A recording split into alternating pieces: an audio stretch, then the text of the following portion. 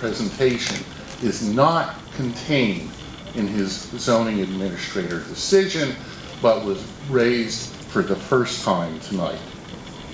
First, the zoning administrator says that the city documents do not say the Ellison is a hotel. The ZA inexplicably ignores the Venice ordinance that treated hotels and apartments the same. Also without explanation, the zoning administrator says historic newspaper advertisements showing short-term rentals at the Ellison are insufficient evidence. No explanation why. Next, the LADBS, the Building and Safety Department, admits that short-term rentals were not prohibited in 1928 and before. The ZA fails to explain why that short-term use is still not permitted under the California Historic Building Code. Next, the ZA fails to explain the significance that the Ellis is listed on the National Register of Historic Places as a historic hotel, without objection by the City of Los Angeles, who had an opportunity to object. The ZA fails to explain why historic hotel use is not protected under California Historic Building Code. Next, the ZA fails to explain why Venice's land use laws, which do not distinguish between hotels and apartments, did not survive consolidation with the City of Los Angeles, even though the government code says that Venice's land use laws survived consolidation with the City of Los Angeles. Next, the ZA says apartments have kitchens and hotels do not have kitchens.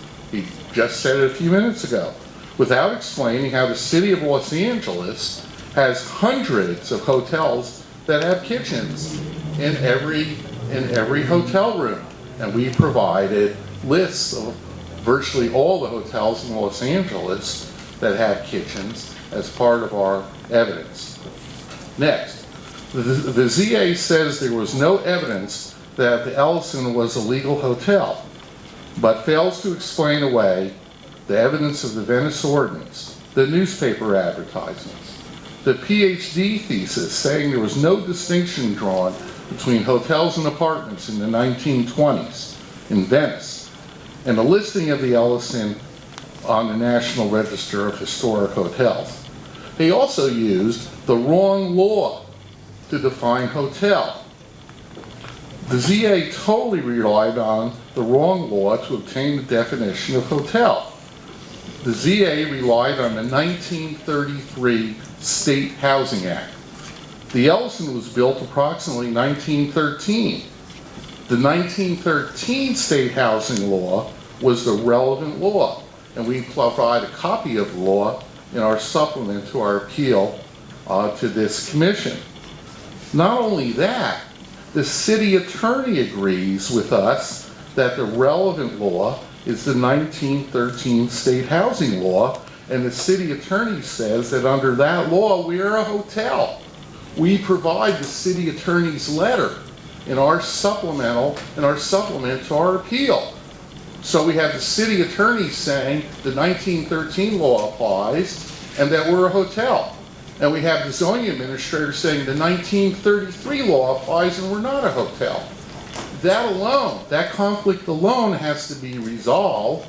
If you simply adopt the zoning administrator's findings without resolving that conflict, that clearly sets it up for a court challenge.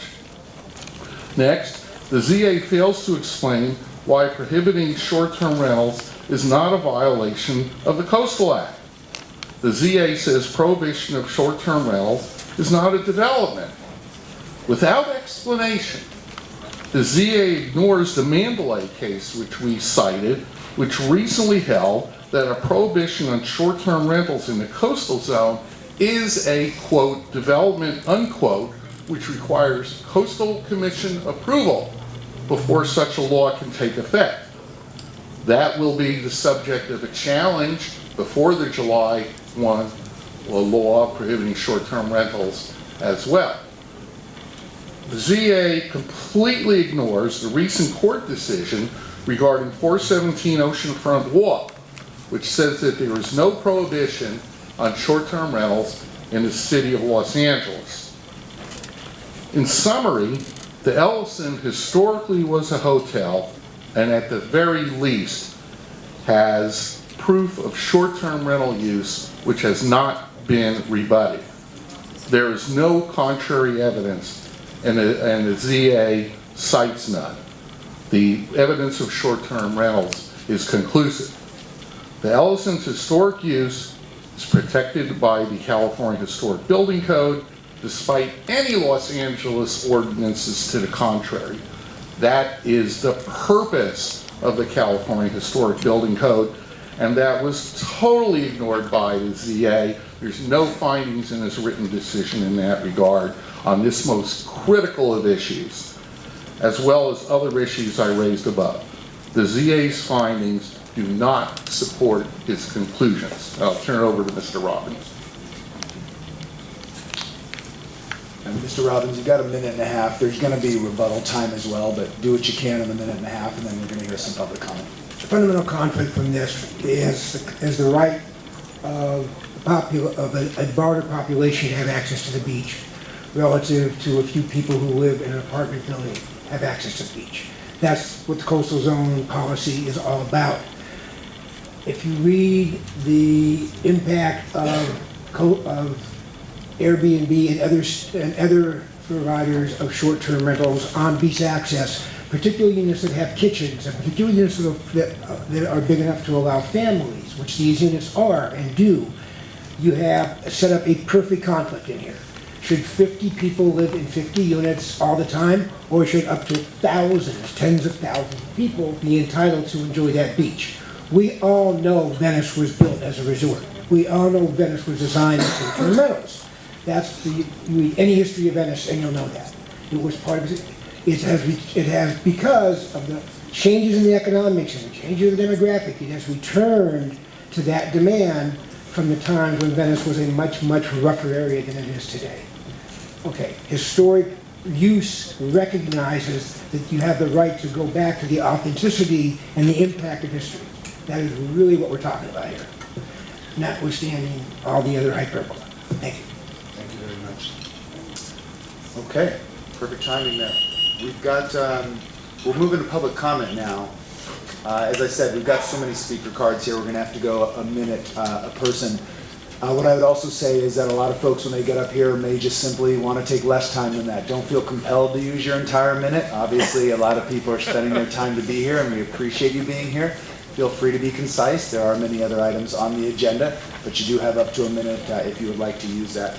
I've got the following cards in favor of the appeal. These were mixed up a bit, so I want to make sure I have them right. I've got Jack Hoffman, Jason Gustafson, Andrew Lease, it looks like, and Martin Cunningham. Is that correct? You are all for the appeal? No. I'm here for the next item. Okay.